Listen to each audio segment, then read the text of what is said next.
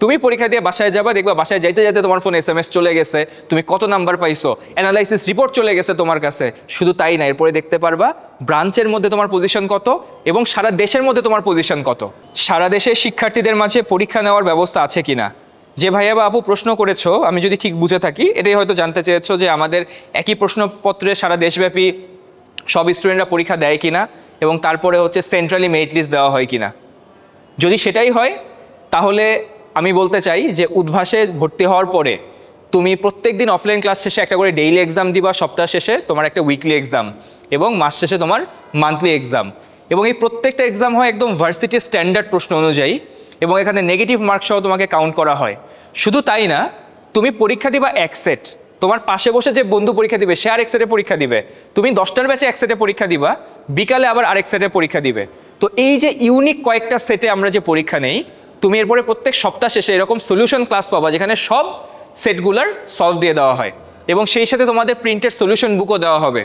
Daily exam বলো, weekly exam বলো বা মান্থলি এক্সাম বলো, এছাড়া তোমাদের সাবজেক্ট ফাইনাল এক্সাম আছে, পেপার ফাইনাল এক্সাম আছে, মডেল টেস্ট এক্সাম আছে। অ্যান্ড উইকলি এক্সাম বলো, মান্থলি এক্সাম বলো বা পেপার ফাইনাল এক্সাম বলো, এই সব এক্সামগুলোর পরবর্তীতে তুমি পরীক্ষা দিয়ে বাসায় যাবা, দেখবা বাসায় যাইতে যাইতে তোমার ফোনে SMS চলে গেছে, তুমি কত নাম্বার পাইছো, অ্যানালাইসিস রিপোর্ট চলে গেছে তোমার কাছে। শুধু তাই না, এরপরে দেখতে পারবা ব্রাঞ্চের মধ্যে তোমার পজিশন কত এবং সারা দেশের মধ্যে তোমার পজিশন কত। তার মানে উদ্ভাস একটা দুইটা না, তুমি ফুল অ্যাডমিশন সিজন ধরে যত পরীক্ষা দিবা সব পরীক্ষাই দেশব্যাপী হচ্ছে এবং তোমার অবস্থান কোন জায়গায় তুমি কিন্তু যাচাই করতে পারতেছো। শুধু এটাই না, একটা কম্পিটিটিভ মাইন্ডসেট যে গ্রো করার মতো বিষয়। দেশের 64 জেলায় উদ্ভাসের ব্রাঞ্চ আছে, শুধুমাত্র জেলা পর্যায়ে না, এখন উপজেলা পর্যায় পর্যন্ত মোট আমাদের 111টা ব্রাঞ্চ। এই জন্য আমি তোমাদেরকে বলি, অনেকেই প্রশ্ন করো আমাকে যে ভাইয়া প্ল্যাটফর্ম বেছে নেওয়ার ক্ষেত্রে আমরা কোন প্ল্যাটফর্মকে বেছে নিব।